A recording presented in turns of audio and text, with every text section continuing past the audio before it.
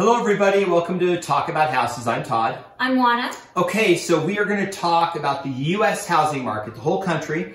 And I did a video at the beginning of the year and basically said that we're not in the bubble. The housing market was not going to crash. And then I got a lot of criticism for that because prices went up and then prices kept going up. But we have more data that proves that not only is it probably not going to crash, it's probably going to keep going up, it's probably not going to decline anytime in the near term. Okay, right. So the first thing we're going to talk about, the numbers are out and there's about a 4 million home shortfall in what is required, meaning that there's about a 4 million home demand that hasn't been satisfied by home builders. So, Wanna explain one of the reasons why home builders don't just go out then and build a bunch of homes. So they're not going out and building a lot of homes because they don't have the materials, they don't have the labor, so they're not able to do that. Right. They are building homes as fast as they can with what they have, which is very limited right now.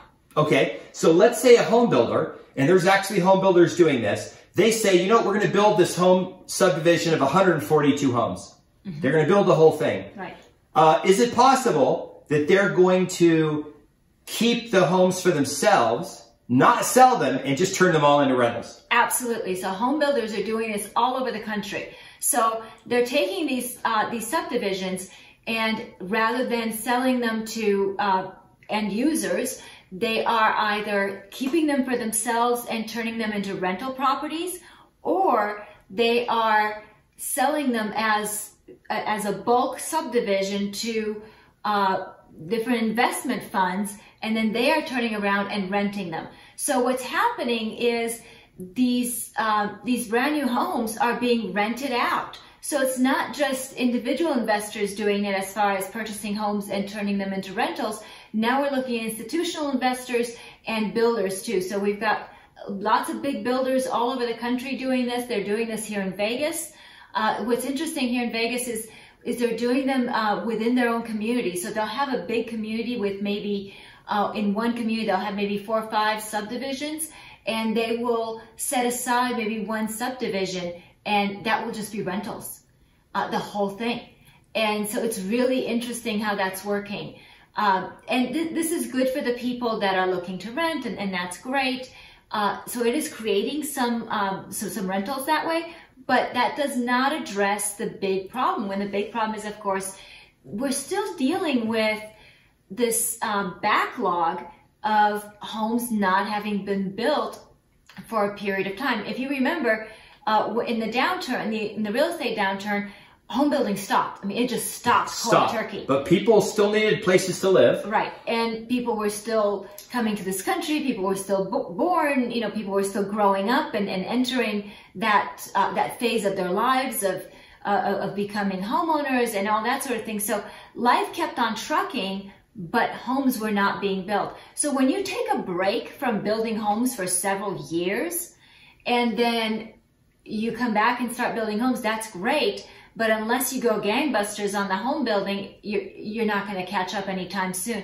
And that's kind of what we're seeing now, is we're seeing some of the echoes of the real estate downturn from that perspective of the housing shortage. But of course, now it's more complicated because we also have the materials shortage and we have the labor shortage and we have everything that COVID created too. So it's this perfect storm of different things that have created this moment in time. And then you're also dealing with social issues too. You're dealing with issues of maybe the generations that reached adulthood over the last 10, 15 years. They didn't enter the housing market as previous generations had at the same age. They waited longer. So when they waited longer, then several generations at once entered the housing market, and that put pressure on the housing market as well. It's right now, this is the largest ever group of first-time home buyers buying homes ever in history. Right. Like the largest number of first-time home buyers are going, we want to go buy a house now.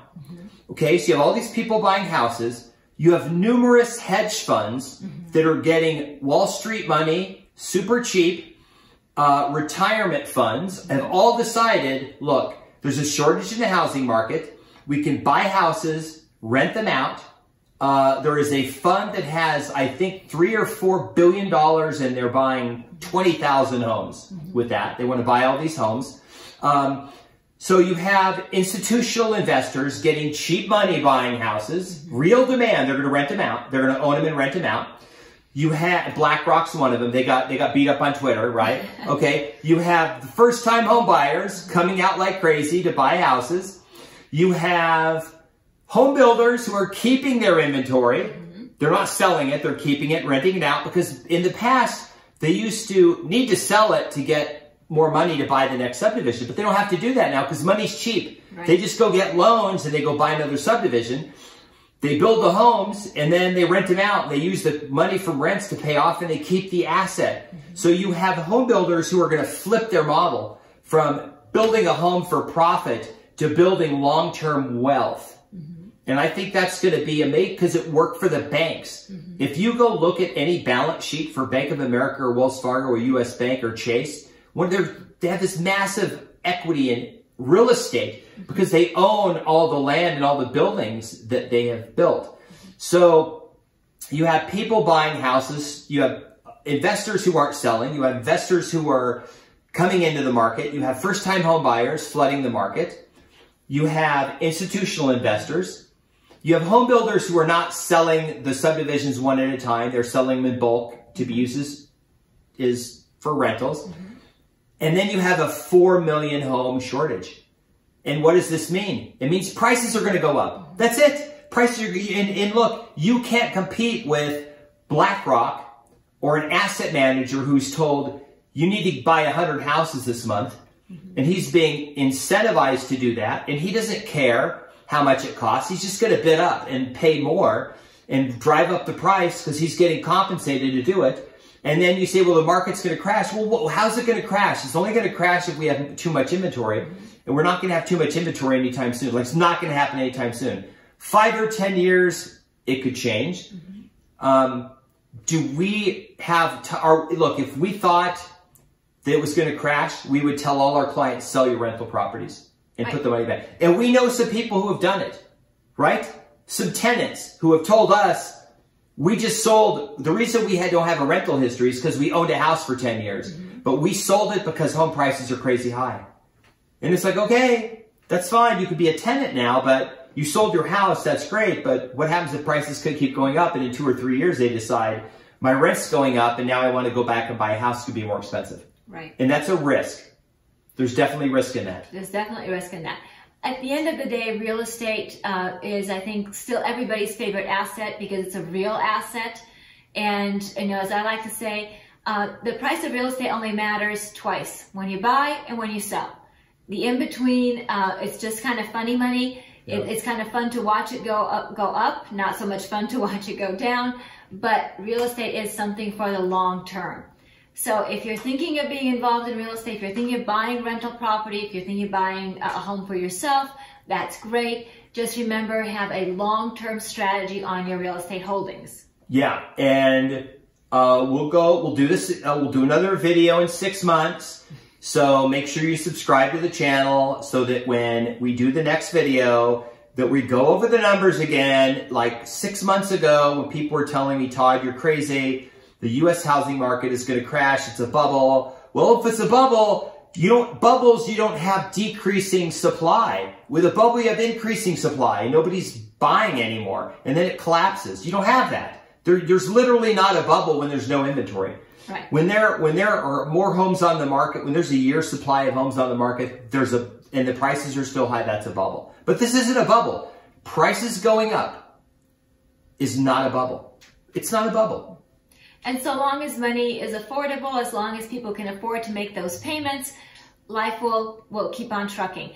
And remember, you know, if people can afford to pay rent, they can afford to pay a mortgage too. So long as the economy still performs sufficiently for people to have money to move around the economy, things will keep on moving in a reasonable direction. Yeah, I do think potentially there's a chance that you're going to have winners and losers out of this. You will have some people who haven't bought a house. They waited, and they are just going to be stuck as lifetime renters unless they move to Tulsa, okay, or Enid, Oklahoma, or don't go to Boise. You're already priced out of the market. You can't go to Boise. You can't go to Coeur d'Alene. You can't go to a lot of those places. You know, unless you really go to Lancaster, Pennsylvania, you're not going to be able to afford a house. Well, but you know, even places that Todd is naming, you know, their real estate values have gone up too. They've gone up all over the country for the most part. I think you're hard pressed to find places where values have not been at least stable, if not have increased. I think decreased real estate values currently are very hard to find because, like Todd said, there is this this disconnect between the number of homes that are needed and the number of homes that are available. Exactly. And when you say, well, they just need to build more homes, but they're not building more homes because you guys out there are saying, wait a minute, I don't want you to build an apartment complex over here. So you go to the city council and say, we don't want that apartment complex to be built, so they don't build it. You don't want affordable housing built, so they don't build it. The home builders in your area are probably selling the homes to a hedge fund, or they're charging a ton of money for the new home, or they are selling, they're keeping the whole subdivision for themselves. If you don't believe me, go look at what a resale home sells for in your market, and then go find out what a comparable brand new home would be and how much they're charging. And I'll bet the new home is further out in not desirable location, and you'd be surprised at how much it is. And not just the base price. You have to put like what it would be with all the landscaping and all the normal stuff inside the house. Right. So when you're looking at new homes, I like to tell people that if you like it, that's extra. So that flooring, that's extra. Window coverings, that's extra. Those nice countertops, that's extra. Those nice appliances, that's extra. Landscaping, that's extra. That upgraded insulation, that's extra. So all those go into that price of that brand new home. Home prices are going up. That's the prediction. Take it to the bank. You know, near term, they're going up. I don't see this train stopping. There are too many forces that are pushing us into disequilibrium because of the lack of supply. Right. Okay. Please subscribe to the video. If you have any comments or criticisms, go ahead and put them in the comments. And we'll see you on another video. All right. Bye. Bye.